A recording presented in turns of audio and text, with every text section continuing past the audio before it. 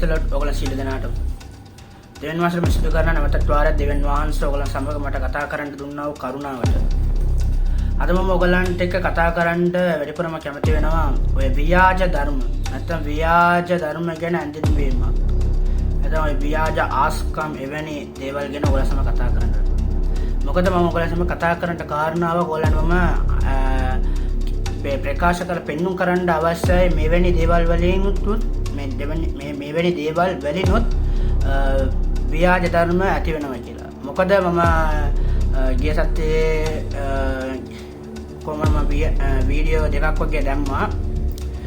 Video දෙකේම මම කතා කරා දෙවියන් වහන්සේට ප්‍රිය නැති දේවලුත් ව්‍යාජ දේවල් එක්ක තමයි මම කතා කරේ. මොකද දෙවියන් වහන්සේ යක්ෂයාටත් දෙවියන් වහන්සේගේ වචනය දන්නවයි කියලා එකක් මම කතා කරා. ඒක ඉස්සෙල්ලා සමලිංගිකත්වය ගැන බයිබලෙන් සමහර පැහැදිලි කිරීම මම කරා. මොකද මම මේ දේ කරේ ඇවිල්ලා මෙවැනි දැන් මම වීඩියෝ එකක් කරන්නේ ඒකට සම්බන්ධ වෙන විදිහට තමයි. ඉස්සෙල්ලා මම කරා යක්ෂයාටත් වචනය දන්නවයි කියලා. දැන් ඇවිල්ලා ව්‍යාජ ධර්ම වැඩිපුරම ඇති වෙන්නේ දෙවියන් වහන්සේගේ වචන වලින්. මොකද සමහරක් දේවල් ඇවිල්ලා බලනකොට සමහරක් ව්‍යාජ ධර්ම අපි බලනකොට දෙවියන් වහන්සේගේ වචනය විකෘති කෙරුවා වූ එවැනි ව්‍යාජ ධර්ම තමයි තිබෙන්නේ. මොකද දැන් අපි බලන්න පුළුවන් දැන් බොහෝ ඔයගොල්ලෝ මාධ්‍ය ජාල වලින් ගිහිල්ලා ව්‍යාජ ධර්ම කියලා ගානකොට ඔයගොල්ලන්ට බලන්න පුළුවන් මොන දේවල්ද ව්‍යාජ ධර්ම තිබෙන්නේ මොන සභාවන් වලද ව්‍යාජ ධර්ම තිබෙන්නේ. දැන් ව්‍යාජ ධර්ම කියලා ගත්තොත් මම දැන් ඔයගොල්ලන්ට උදාහරණයක් කියනවා. අපි ඔක්කොම දන්නවා යේගෝවා විට්නස්. එතකොට මේ යේගෝවා සාක්ෂිකරුන් ඇවිල්ලා මේ ව්‍යාජ ධර්මයක් කියන එක මේ අපි ඔක්කොම දන්නවා. අපි ඔක්කොම පිළිගන්නවා. අපේ ඇවිල්ලා ආත්මික සභාවන් අපේ මේක පිළිගන්නවා. මොකද ඒගොල්ලෝ ඇවිල්ලා යේසුස් වහන්සේව පිළිගන්නේ නැහැ. ඒගොල්ලෝ ඇවිල්ලා මේ පියාණන් වහන්සේ විතරයි පිළිගන්නේ. එවැනි සමහරක් සභාවල් තියෙනවා සුදාත්මන් වහන්සේ පිළිගන්නේ නැති ඒවා. දැන් වැඩිපුරම මම කියන්න කැමති බයිබලෙනොත් මේ සමහරක් වචන මම දෙන්න කැමති. මොකද මේ ව්‍යාජ ධර්ම වලින් සමහරක් දේවල් වැඩිපුරම දෙවියන් වහන්සේගේ සුභාරංචිය ප්‍රතික්ෂේප කරන්නා වූ බොහෝ ව්‍යාජ ධර්ම ඇති වෙලා තිබෙනවා. ව්‍යාජ ධර්ම කිව්වොත් මේ සඵලත්වය ගැන කතා කරන ඒවත් ව්‍යාජ ධර්මයක්. මොකද මේ දෙවියන් වහන්සේ ආශිර්වාදය ගැන සුවය ගැන කරන එකත් ඒක ඇවිල්ලා ව්‍යාජ ධර්මයක්. ඔය සුවය පමණක් අපිට අවශ්‍යයි. සුවය විතරක් තමයි අපිට අවශ්‍ය වෙන්නේ. දෙවියන් වහන්සේ ගැලවීම අපිට අවශ්‍ය සුවය ලබා ගන්න. මොකද මුදලට මේ සේවය කරන මුදල මේ කරනකොට ගැන මුදල ඇවිල්ලා මුදල් කියන දේ ඉස්සරහට අරන් තියලා ඒකෙන් සමහර දේවල් කරන. මොකද මම ඔයගලන්ට කියන්න කැමති දැන් අපි වීඩියෝ වල අපි දකිනවා TikTok වල ගියොත් හරි Facebook වල ගියොත් හරි අපි දන්නවා සමහර දේවල් මේ ආත්මයා කරලා තෙල් ආත්මයා කරලා එහෙම දෙන ඒවා එවැනි දේවල් සිදු වෙනවා. එතකොට ඒවම වැරදි කියලා කියන්නෙත් නෑ. ඒත් ඒවා අධික ලෙස ඒවා මේ විකුණනවා. මුදලට විකුණනවා. මොකද මේ දේ කතා කරන්න ඉස්සෙල්ලා මම මේ ඔයගොල්ලන්ට කියන්න කැමති ගලාති 1:8 වෙනි පදය පළවෙනි පරිච්ඡේදයේ ගලාති පළවෙනි පරිච්ඡේදයේ 8 වෙනි පදයේ ඇවිල්ලා තියෙන ආකාරයෙන් යමෙක් ඉගෙන මේ වචනය කියනවා. ඒක මම ඔයගොල්ලන්ට කැටි කරලා කියන්නම්. අපි ඕ ස්වර්ගයෙන් පැමිණි දූතයෙක් හෝ අපට දේශනා කෙරුවා යේසුස් ක්‍රිස්තුස් වහන්සේ ප්‍රකාශ කෙරුවා මේ යේසුස් ක්‍රිස්තුස් වහන්සේගෙන් අපි ලැබුවා ඒ සුභාරංචිය අර සුභාරංචියක් ඔයගලන්ට ප්‍රකාශ කරනවා නම් ඒගොල්ලන්ට ශාප වෙනවායි කියන එක ඇවිල්ලා එතන වෙලා කියනවා. එතන පල්ලයට කියවනකොට නැවතත් වාරයක් ඒව කියවනවා. මොකද මම මෙතන කියන්න කැමති වෙන්නේ යේසුස් ක්‍රිස්තුස් වහන්සේගේ සුභාරංචිය. අපි දන්නවා සුභාරංචිය කිව්වොත් මොකක්ද? යේසුස් ක්‍රිස්තුස් වහන්සේගේ උපත, උන්වහන්සේගේ සේවය, උන්වහන්සේගේ පීඩාව, උන්වහන්සේ පුරුෂපත් වීම, උන්වහන්සේ මේ මලවුන්ගෙන් උත්ථාන වීම, නැවත පැමිණෙන බව උන්වහන්සේගේ පොරොන්දුව එවැනි දේවල් තමයි අපේ සුභාරංචිය. මොකද අපේ වෙනුවෙන් කෙනෙක් මැරිලා අපේ පව යේසුස් ක්‍රිස්තුස් වහන්සේ උසලලා නැවත ඒක ඇවිල්ලා එයාගේ ශරීරයෙන් එයා උසලලා අපි වෙනුවෙන් අපි මැරෙන්න ඕනේ මැරෙන්න ඕනේ අපිව උන්වහන්සේ බේරගත්තා. එයා අපේ මරණය නැමැති එමනේ දඬුවම උන්වහන්සේ පිට අරන් උන්වහන්සේ මැරිලා උන්වහන්සේ ජීවත් වුණා. නැවතත් උන්වහන්සේ උත්තාන වුණා. මොකද ඒක සුභාරංචක අපි වෙනුවෙන් දෙවියන් වහන්සේ මැරිලා නැවත ආවා. අපේ පව උන්වහන්සේ කුරුසිපත් කරා. ඒ වැනි දේවල් තමයි වැඩිපුරම මේ අපි ඇවිල්ලා ඒක තමයි ප්‍රධාන වශයෙන්ම අපේ ගැලවීමට කාරණාව. ඒක තමයි සුභාරංචි. ඒක අත්තරලා ඔයාට වෙන එක්කෙනෙක් කියනවා නම් ඔයා දෙවියන් වහන්සේව දැනගන්න, ඔයගොල්ලන් සඵලත්වය වෙනවා, ඔයගොල්ලන්ට ආශිර්වාද එනවා, ඔයගොල්ලන්ට සුවයෙන් ඉන්න පුළුවන්. ඒක ඇත්ත තමයි. ඒත් සුභාරංචි කියනකොට ඇවිල්ලා යේසුස් ක්‍රිස්තුස් වහන්සේගේ උපත, උන්වහන්සේ ජීවිත රටාව, උන්වහන්සේ ජීවිත කාලය, උන්වහන්සේ කරුවා වූ සේවය, උන්වහන්සේ අපිට ප්‍රකාශ කරුවා වූ දේවල්, උන්වහන්සේගේ දුක් විඳීම, උන්වහන්සේගේ පීඩාව, උන්වහන්සේ පුරුෂපත් වීම, උන්වහන්සේගේ මරණය, උන්වහන්සේ නැවත උත්ථානං වීම. ඒක තමයි අපි සුභාරංචිය. ඒකට ඇරේව තව සුභාරංචියක් එනවා නම් ඒක ඇවිල්ලා බොහෝසෙන්ම කවුරු කිව්වත් ඒක ඇවිල්ලා සාපයක් කියන එක ඇවිල්ලා මේ බයිබලෙම කියනවා. මොකද සමහරක් මේ ව්‍යාජ ධර්ම තියෙනවා. මම වැඩිපුර ලංකාවේ දැනට විශාල වශයෙන්ම ව්‍යාප්ත පැතර යන්නා වූ දෙයක් ඇවිල්ලා බලනකොට ඔය කොරියානු ලබ්ධිය, කොරියානු කල්ට් කියන්නා වූ මේ කොරියානු ලබ්ධිය, කොරියානු මේ රටේ ඉඳලා බිහි කෙරුවා වූ එතනින් ඇවිල්ලා පටන් ගත්තා වූ ඒක ව්‍යාජ ධර්මයක් දැන් ලෝක පුරාම ශ්‍රී ලංකාව තුලත් ඒකයිල බොහෝසෙන් ප්‍රතිරගෙන එනවා. ඒකේ ඇවිල්ලා නම ඇවිල්ලා සියොන් නැත්තම් චින්චොන්චි කියන්නා වූ එමනේ නමෙන් ඇවිල්ලා ඇඳින් වෙනවා. ඒගොල්ලන්ගේ සමහරක් ඒගොල්ලන්ගේ කියන්නා වූ කාරණාව ලැබිලා බොහෝසෙන් තිබෙනවා. මම තව වීඩියෝ එකකින් ඒකම කතා කරනවා. ඔයගලන්ට මම දැන් ඇවිල්ලා කතා කරන්න වැඩිපුරම කාරණාවක් තිබුණේ ව්‍යාජ ධර්ම ගැන සමහරක් ඇඳින්වීම ඔයගලන්ට දෙන්න. මොකද මුදල් කරනකොටගෙන ව්‍යාජ ධර්ම ඇති වෙනවා. සභාවන් වල දැන් වශයෙන් දැන් කාලෙක ගත්ත සභාන් වල මොකද ඒගොල්ලෝ ඇවිල්ලා සභා මුදල ගැන කතා කරනවා. ආශිර්වාදය කරනකොටගෙන සමහරක් ව්‍යාජ ධර්ම වෙනවා. දෙවියන් වහන්සේගේ වචනය විකෘති කරන්නා වූ ව්‍යාජ ධර්ම වෙනවා. මොකද දැන් බොහෝ දුරකට ගත්තොත් ඔය 10 කොටස ගැනත් ව්‍යාජ ධර්ම ඇති වෙලා තිබෙනවා. දැන් මේක ඔයගලන්ට මම පෙන්වන්න කාරණාවක් මම තවත් වීඩියෝ කරනවටත් මම වීඩියෝ කරනකොට ඒ වලින් මම ඇවිල්ලා අරන් ඔයගලන් සමග කතා කරන්න ඕනේ. ඒ දේවල් මම පාවිච්චි කරලා කතා කරන්න ඕනේ. නිකන් ඔයගලන්ට ඇඳින්වීමක් වශයෙන් තමයි මේ දේ දුන්නේ. මොකද මේකම කතා කරයි කියලා මට කිසිම ලාභයක් නැහැ. මට කිසිම දෙයක් ලැබෙන්නේත් නැහැ. මට දෙවියන් වහන්සේගෙන් පමණයි ලැබෙන්නේ. මොකද දෙවියන් වහන්සේගේ රාජ්‍යයට මම සුදුසුෙක් විදිහට සිටින්න ඕනේ. දෙවියන් වහන්සේ මට කියා දුන්නා දෙවියන් වහන්සේගේ මම දැනගත්තා වූ දේ ඕගලන්ට ප්‍රකාශ කරන්න ඕනේ කියන එක විතරයි මගේ එකම අරමුණ. මොකද දෙවියන් වහන්සේ මට කියා දුන්නා වූ දේ මම ඕගලන්ට කියලා දුන්නේ නැත්නම් මම දැනගත්ත දේ ඕගලන්ට දැන්නුවේ නැත්නම් ඒකල දවසක මම දෙවියන් වහන්සේට ගණන් දෙන්න වෙනවා කියන එක තමයි මෙතන වැඩිපුර මම ඕගලන්ට කියන්න කැමති වෙන්නේ. මොකද මෙවැනි ව්‍යාජ ධර්ම කියලා දැනගෙන ඉඳලා මම කට ඇරියේ නැත්තම් මම මේ දේ ගැන ඔයගලන්ට කිව්වේ නැත. ඒක නම එක්ස්පෝස් කරේ නැත්තම් දවසක දෙවියන් වහන්සේගේ ඉදිරියේ සිට ගන්නකොට එවැනි දේවල්වලටම ගණන් දෙන්න අවශ්‍යයි. අද මම විතරක් නෙමෙයි ඕගොල්ලන් උනත් හරි. දැන් මේ වීඩියෝ කරන ඕගොල්ලන් උනත් හරි මේ වීඩියෝ එක මම තව කෙනෙක්ට යවන්න කියලා මම ඉල්ලනවා. මොකද සමහරක් අය මේ ගැන දන්නේ නැතුව ඉන්න පුළුවන්. මොකද අපි යවන්න ඒගොල්ලෝ ඒක දැනගන්න පුළුවන්. මොකද අපි කිතුණුවන් බයිබලයේ කියන එක අපේ මිනුම් දණ්ඩේ කියන එක ඇවිල්ලා අපි ඉතාමත් පැහැදිලිව දැනගන්න අවශ්‍යයි. මොකද අපේව කිරා බලන්නා වූ දෙයක් තමයි බයිබලය. මොකද බයිබලයේ වචනය විකෘති කරලා මම ඉස්සෙල්ලා වීඩියෝ එකේ කතා කරා යක්ෂයාත් ව්‍යවස්ථාවේ වචන බයිබලයේ වචන දේව වචනය කතා කරනවා. එතකොට දේව වචනේ අරන් ගිහලා යෝග්‍ය ජීවිතය අපි දන්නවා යෝග්‍ය ජීවිතේ ඒ වචනේ දෙවියන් වහන්සේ වෙතට ඇවිල්ලා යෝබ්ව තියලා විකෘති කරලා කතා කරපු සමහරක් දේවල්. මොකද අපි දන්නා උප්පත්තියේ ආදාම් ඒවල් මේ දෙවියන් වහන්සේගේ වචනේ ඒවල්ට විකෘති කරලා කියපෝ එක. එතකොට මේ බලනවා යේසුස් වහන්සේව පරීක්ෂා කරනකොට යක්ෂයා යේසුස් වහන්සේ පරීක්ෂා කරනකොට දෙවියන් වහන්සේගේ වචනය විකෘති කරනවා. ඒකත් එවැනි ව්‍යාජිත එවැනි එක යක්ෂයා විකෘති කරා. දැන් ඒ වගේ මිනිස්යන් විකෘති කරනවා දෙවියන් වහන්සේගේ වචනය. මොකද ඒගොල්ලන් ඇවිල්ලා මේ ඒගොල්ලන්ව ප්‍රකාශ කරන්න. ඒගොල්ලෝ ඇවිල්ලා ඒගොල්ලෝ පොස්පරටි. ඒ කියන්නේ ඒගොල්ලන් පෙන්න ගන්නවා. ඒගොල්ලන්ගේ සඵලත්වය ගැන විනිශ්චය ඒගොල්ලන් කරනවා.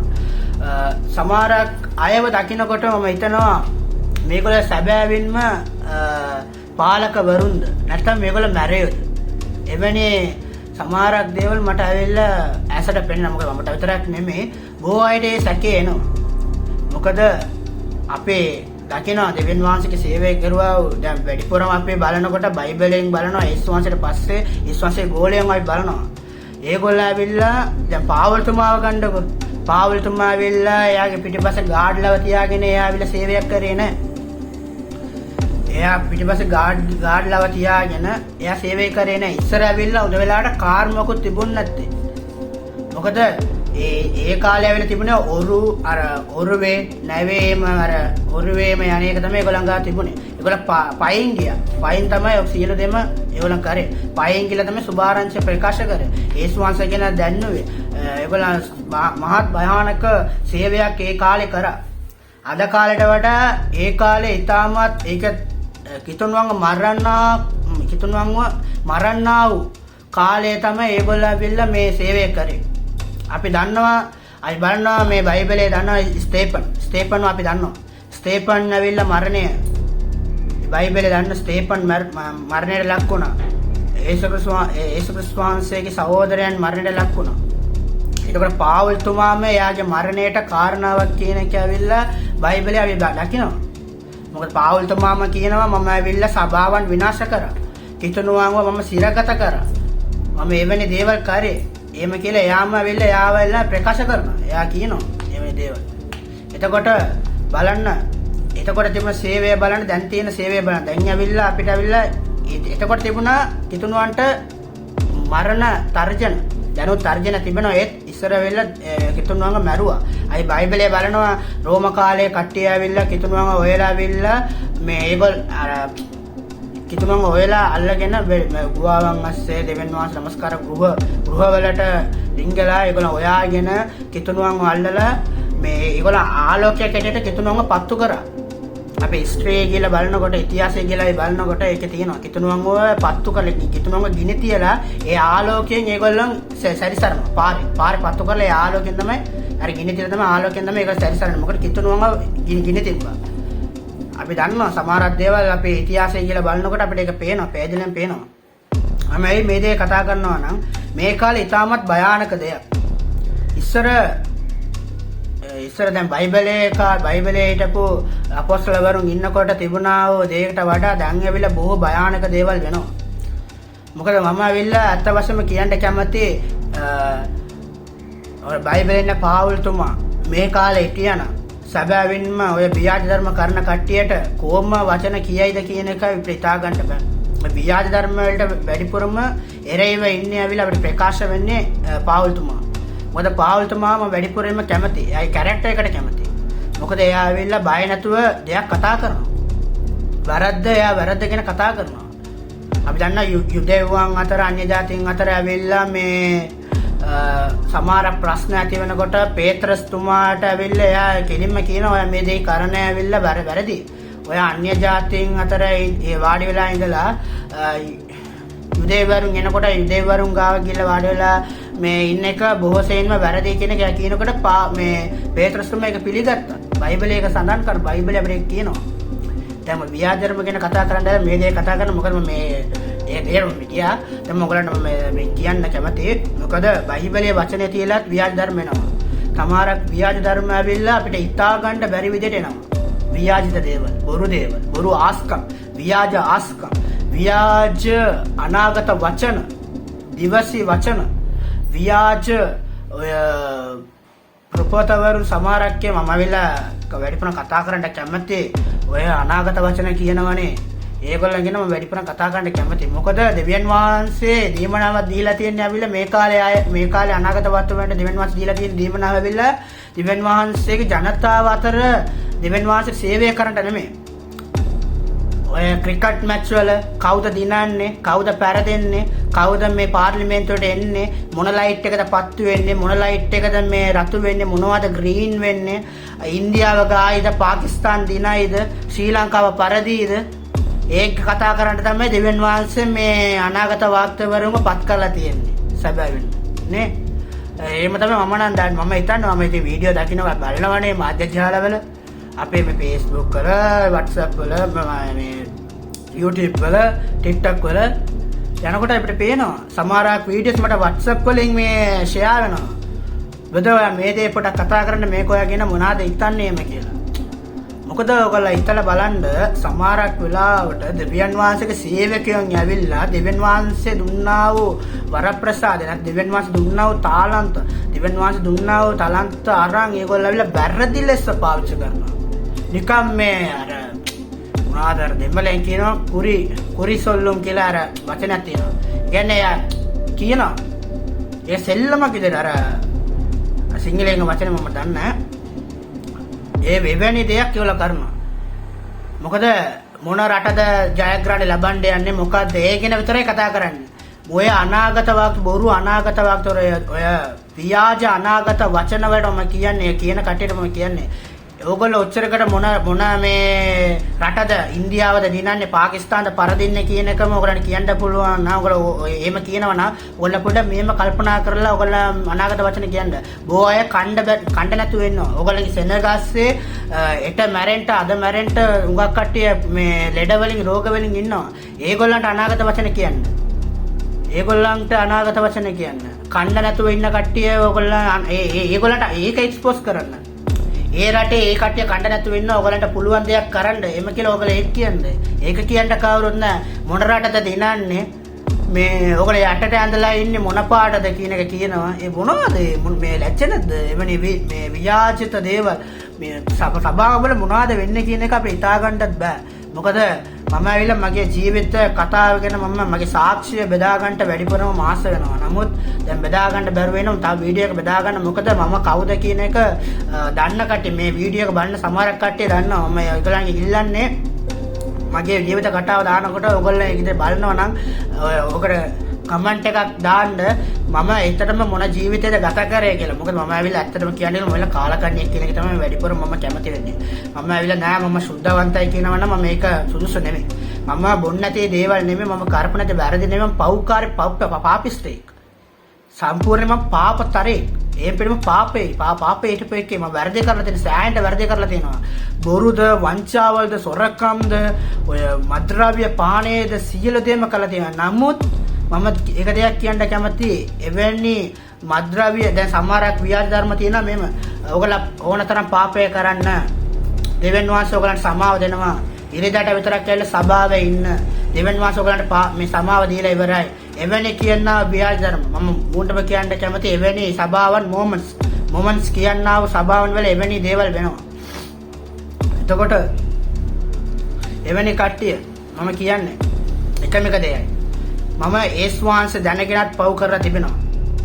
ඒත් කවුරුද මම දෙවියන් වහන්සේ වෙනුවෙන් මම සිත් ඇරුනේ ඒ වෙලාවේ තමයි දෙවියන් වහන්සේගේ ආශිර්වාදය නොමුත් උන්වහන්සේගේ බලය උනතරේ මගේ අතරට මා තුළට දෙවියන් වහන්සේගේ එළිදරව් මට ආවේ. මොකද මම ලෝකේ බොහෝ දේවල්ම කරා. කිසිම ප්‍රයෝජනයක් නැහැ. දවසකට 4,000 5,000 කම්බු කරනවා. ඒක මෙතනින් ඇරෙනකොට මට ඒක ඉවර වෙනවා. මොකද මද්ද්‍රව්‍ය, අයිස්, එවැනි කුඩු, ගංජා කියනා වූ සමහර දේවල් බීලා තිබුණා. මම පොලිසියට මම අවුලා තිබෙනවා. නමුත් මගේ දෙවියන් වහන්සේ කවදාකවත් මාව ඇතුළේ රිමන්ඩ් වෙන තරමට ගෙනිච්ච නැහැ. උන්වහන්සේ මේමයි මට ප්‍රකාශ කරා. උන්වහන්සේම එළියට අරන් උන්වහන්සේ මට බය දීලා උන්වහන්සේ මට බය දෙනවා. මම දෙවියන් වහන්සේ ගායනා දෙවි පියාණනි ඔයා වහන්සේ මාව මේකෙන් ඉඳලා එළියට ගන්න නම් මම දෙවියන් වහන්සේට මාව කැප කරලා ඔබ වහන්සේ සොයනවා කියනවා. එතකොට උන්වහන්සේ එළියට ගත්තා.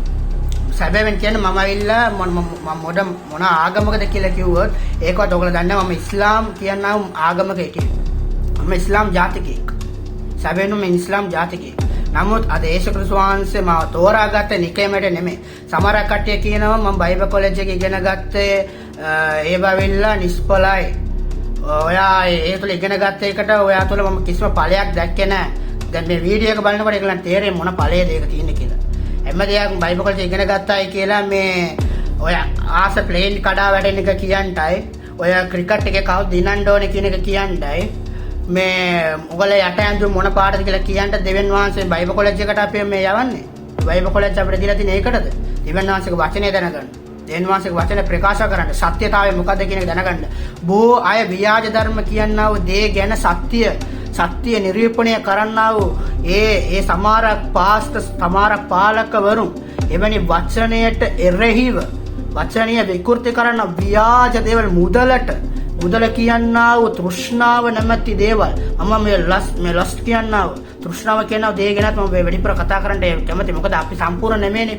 අපෙත් පව්කාරයෝ. මම කැමති වැඩිපුරම කියන්ට මේ එවැනි තෘෂ්ණාවල් මොනවැනි වෙලින්ද කොහොමද අපිට මිදීම ලබන්න පුළුවන් කියන කියන්ට මම වැඩිපුර කැමති. මොකද මම ආවිල්ලා ඒ තෘෂ්ණාව හිටපු කෙනෙක්.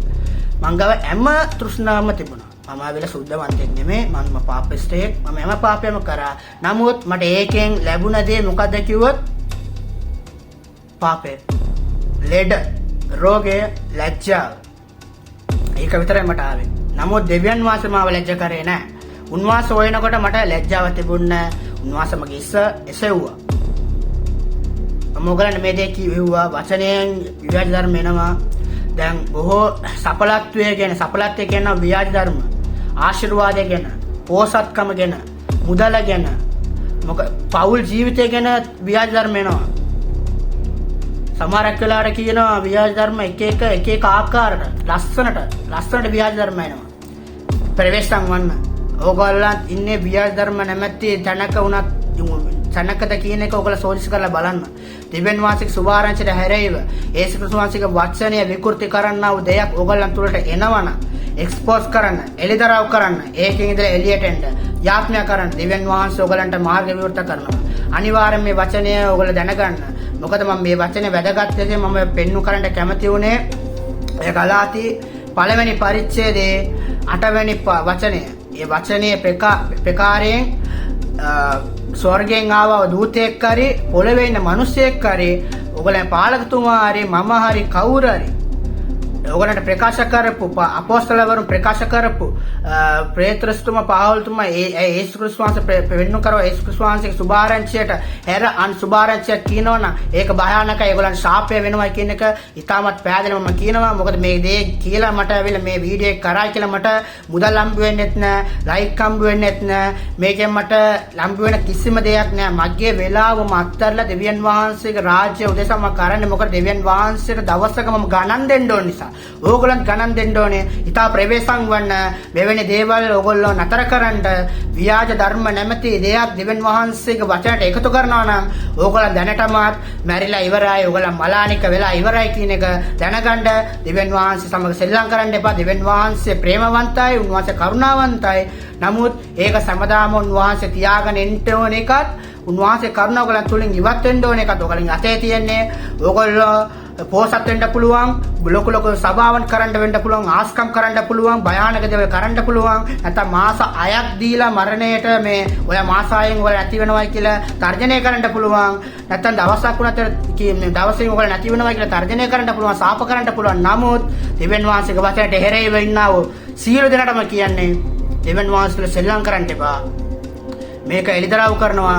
පස්තවිලි වෙන්න දෙවියන් වහන්සේ වෙතට යාඥා කරන්න ඕගොල්ලෝ වෙන මේ යාඥා කරනවා. ඕගොල්ලෝ පස්තවිලි වෙන්න ඕනි කියලා දෙවියන් වහන්සේ උදෙසා මේ රට උදෙසා මේ දෙවියන් වහන්සේගේ වචනය උදෙසා නැගිට ප්‍රකාශ වෙන්න ඕගොල්ලන්ට අපිත් අත දෙනවා. මමත් ඕගොල්ලන්ට උදව් කරනවා. ඕගොල්ලෝ සමග මමත් සිට ගන්නවා. ඕගොල්ලෝ සැබෑ දේ ගැන ඕගොල්ලෝ කතා කරනවා නම් මමත් ඕගොල්ලෝ සමග සිට ගන්නවා. වැරදි දේ කතා කරනවා නම් දෙවියන් වහන්සේ මට කියා තිබෙන ආකාරයෙන් ඕගොල්ලන්ගේ ඉවත් වෙනවා. ඕගොල්ලන්ගේ ප්‍රකාශ කරනවා. ජනතාවට පෙන්눔 කරනවා. කිතුණුවන්ට පෙන්눔 කරනවා. මේ දේ මේකයි කියන එක. බය වෙන්න නැහැ. මොකද දිවෙන් වහන්සේ බය වෙන්න අපිට කියලා දීලා නැහැ. ඒ නිසා දිවෙන් වහන්සේ පමණයි බය වෙන්නේ. උන්වහන්සේගේ රාජ්‍යයට පමණම ගරු කරනවා.